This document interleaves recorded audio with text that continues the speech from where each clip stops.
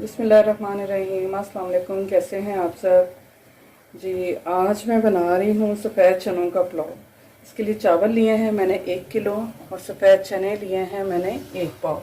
इन्हें मैंने रात से भिगो लिया था और भिगोने के बाद सुबह मैंने इससे इसका पानी जो पहले वाला था उससे नितार के और इसको मैंने लगाया सोडा 1 चम्मच।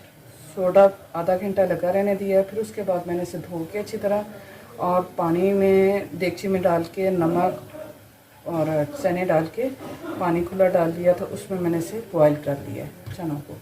साबुत गरम मसाला 1 खाने का चम्मच, नमक आप अपने टेस्ट के हिसाब से डालें, पिसा हुआ गरम मसाला 1 चम्मच और ये कुटी हुई लाल मिर्च है। ये मैं थोड़ा स्पाइसी पसंद करती हूँ।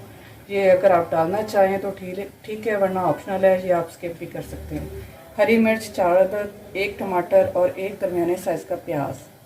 मैंने 1 कप ऑयल डाल दिया और अब मैं जो प्याज था उसे मैंने बारीक काट लिया, वो उसमें डाल दूँगी और इसका हम तैयार करते हैं तड़का।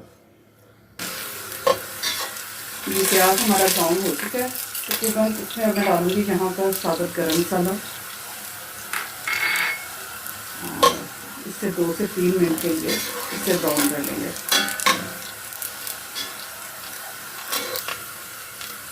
जी, जब इतना ब्राउन हो जाए प्याज तो इसमें शामिल करूँगी मैं टमाटर और हरी मिर्च जो है वो मैंने काट के रखी थी। तो टमाटर और हरी मिर्च डालने के बाद मैं इसमें शामिल करूँगी पिसा हुआ गरम मसाला 1 चम्मच और ये कुटी हुई लाल मिर्च 1 चम्मच और नमक आप अपने टेस्ट के हिसाब से, क्योंकि चनों में भी शामिल किया हुआ मैंने नमक, और आप अपने टेस्ट के हिसाब से नमक इसमें डालेंगे। चंद सेकंड के लिए ये सारे मसाले जो से इन्हें भून के अच्छी तरह अब मैं इसमें शामिल करूँगी जो मेरे पास बॉयल चने हैं वो इसमें डालेंगे।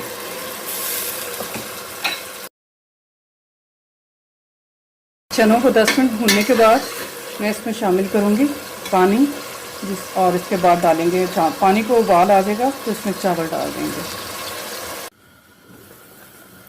जी, पानी बॉयल हो चुका है। अब मैं इसमें शामिल करूँगी चावल। बिस्मिल्लाहिर्रहमानिर्रहीम। जी, चावल हमारे दम वाली कंडीशन पे आ चुके हैं। अब इसे हल्की आंच पे मैं रखूँगी दम पे तकरीबन 15 मिनट के लिए। जी व्यूअर्स, चावलों को दम आ चुका है।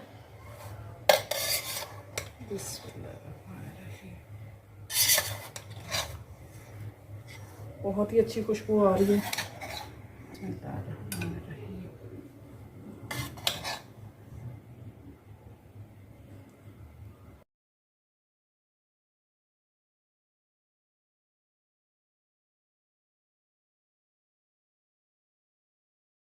बहुत ही मज़े की खुशबू और जायके के साथ जो उनसे हमारे चना पुलाव जो उनसे वो रेडी है।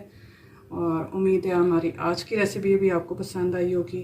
अपना बहुत सा ख्याल रखें, दुआ में याद रखें। ओके, अल्लाह हाफिज़।